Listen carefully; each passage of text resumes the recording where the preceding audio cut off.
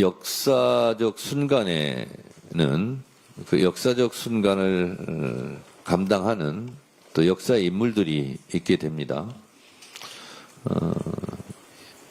2025년 4월 4일 오전 11시 22분 피청구인 대통령 윤석열을 파면한다라는 선고가 나왔던 그 장면이 역사적 장면이라면 그 역사적 순간, 역사적 장면을 이끌어내기 위해서 고생한 숨은 주인공들이 있습니다. 오늘 감사패를 받은 우리 법률대리인, 우리 변호사님들입니다. 국회 탄핵안이 가결되고 그 이후부터 파면 선고가 날 때까지 우리 법률대리인들의 보이지 않는 피와 땀, 노력들은 국민이 지키는 나라라는 책에 고스란히 담겨 있습니다.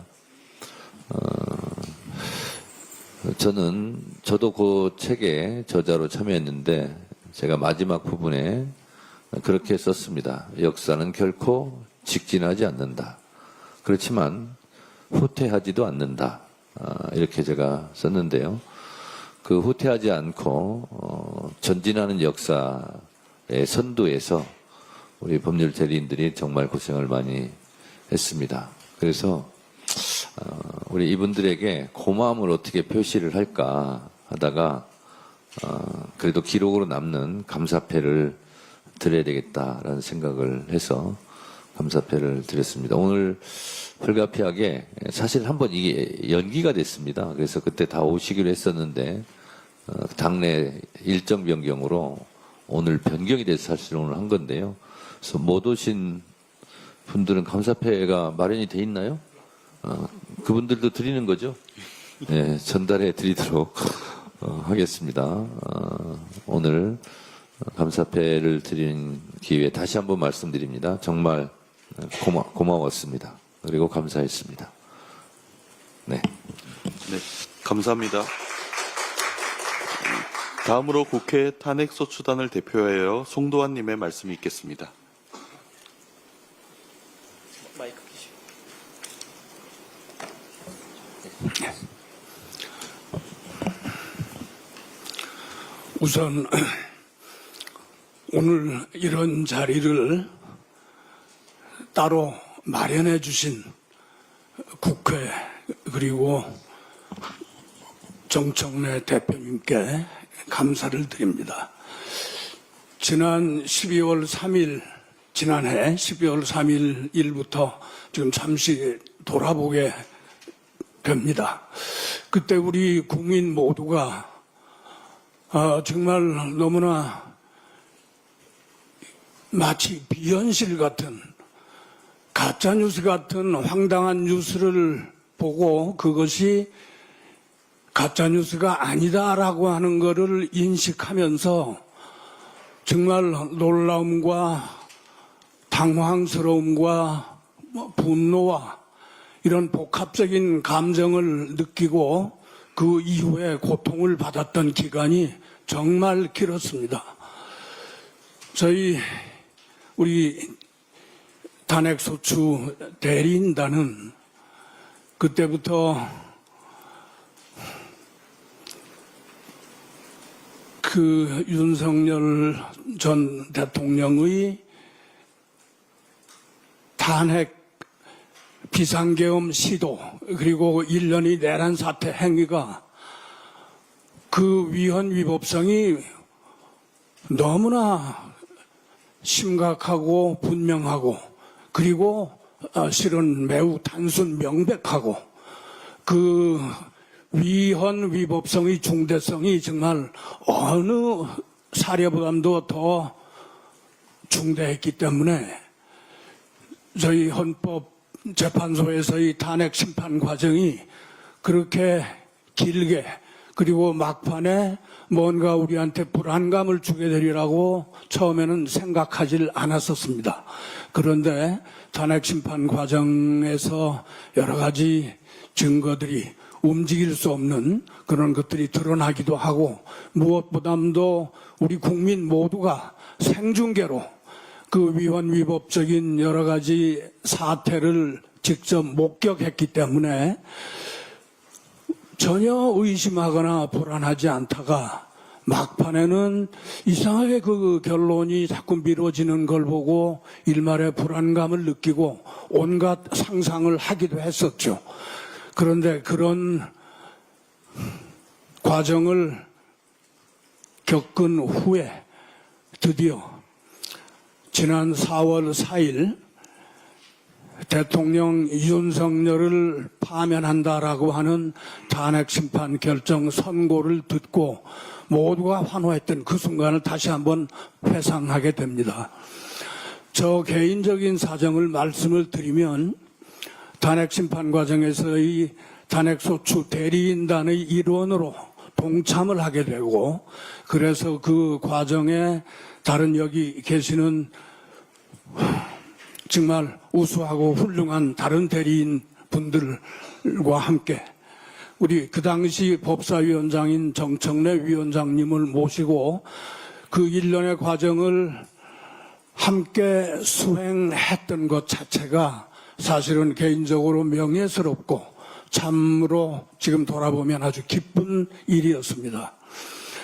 거기에 그 이후에 탄핵 심판 과정의 그 연장선상에서 다시 치러진 대선에서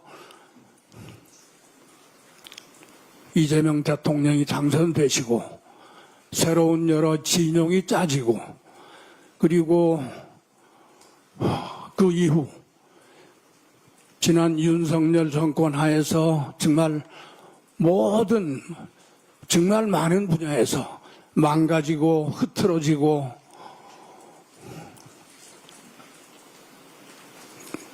괴멸되기도 했던 그런 부분들을 하나하나 확인하면서 다시 일으켜 세우고 다시 바로잡아가는 과정이 전개되는 최근의 상황을 보고 저는 정말 마음 든든하게 그렇게 생각을 하고 있습니다.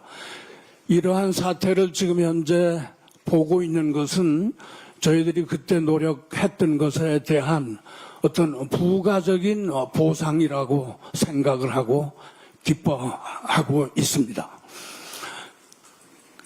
그리고 우리가 이제 그런 과정에서 국회로 즉시 집결했던 국민들, 그리고 소극적 저항으로 이 내란 사태를 저지할 수 있게 해준 젊은 군인들, 그리고 그야말로 그때 앞뒤 돌아보지 않고 절박한 심정으로 국회에 모여서 정말 신속하게 시기를 놓치지 않는 즉각적인 대처를 해서 계엄 해제 의결을 해주신 국회의장님이야 여러 국회 관계자 여러분께 지금도 감사하는 마음을 가지고 있습니다. 그런데 그럼에도 불구하고 저희들이 해야 할 일이 지금 무슨 완결되거나 그런 상황이 아니라는 것은 우리 모두 다 함께 알고 있습니다. 정말 우리 국가 전체적으로 볼 때 망가지고 부스러진 부분들이 하도 많아서 그 엉클어진 부분을 하나하나 꿰어서 질서를 바로잡는 일이 우리 앞에 정말 어려운 과정으로 남아있는데, 여기 계시는 우리 정청래 대표님을 비롯한 모든 국회 구성원들, 그리고 새로 여러 가지 임무를 수행해서 지금 각자 새로운 질서를 세우기 위해서 고군분투하시는 분들, 이 노력의 결실을 확실하게 얻는 그날이 조속하게 오기를 저는 이제 대리인의 위치에서가 아니고 국민의 한 사람으로서 간절하게 바라보고 기도하면서 응원하겠습니다. 말씀이 너무 길어 죄송합니다. 원체 감격스러운 자리이기 때문에 그랬다는 걸 양해해 주시길 바랍니다. 다시 한번 감사드립니다. 네. 감사합니다. 이것으로 국회 탄핵소추단 법률대리인단 감사패 전달식을 네, 마치겠습니다. 잠깐만요. 예. 좀 시간이 늦었지만 한 분만 제가 더 말씀을 듣도록 하겠습니다. 작년 12월 4일 날 국회 탄핵이 의결되고 나서 그러면 저는 자동적으로 법사위원장이기 때문에 국회 탄핵소추위원이 되고 그러면 법률대리인을 꾸려야 됩니다. 그때부터 정말 고민을 많이 했고 막막하기도 했습니다. 그때 한 줄기 빛처럼 다가온 사람이 한 명 있습니다. 김진환 변호사입니다. 그래서 김진환 변호사를 법사위원장실에서 2시간 동안 대화를 나누면서 정말 믿음감이 갖고 실력 있는 법률 대리인이구나라는 생각이 들어서 우리 김진환 변호사에게 거의 모든 것을 맡겼습니다. 그것이 아마 성공의 비결 중에 하나가 아니었을까 그런 생각이 듭니다. 그래서 우리 김진환 변호사님 잠깐 한 말씀 하시기 바랍니다. 아이고, 감사합니다. 제가 경험했던 이 탄핵 심판 과정은 아마 제 평생 가장 또렷한 기억으로 남을, 제 죽는 순간까지도 가장 또렷한 기억으로 남을, 한편으로는 아프고 한편으로는 아름다운 기억이 되지 않을까 싶습니다. 제가 이제 중간 탄핵 심판 과정에서 여러 가지 어려움이 있었습니다. 그럴 때마다 기도했던 것은 이 탄핵 심판만 이기게 해주세요. 다른 제 인생은 그 이후의 인생은 망가져도 좋습니다. 이거는 꼭 이겨야 되는 사건이고 그것이 우리나라를 구하는 소송입니다. 이런 기도를 했었는데 그 기도가 이루어졌고 그래서 이런 평화로운 우리의 민주주의가 다시 회복된 것이 너무나 감사하고 기쁩니다. 이 표창은, 이 상패는 저희 집 가장 중앙에 배치해서 평생의 감사의 선물로 기억하도록 하겠습니다. 감사합니다. 네.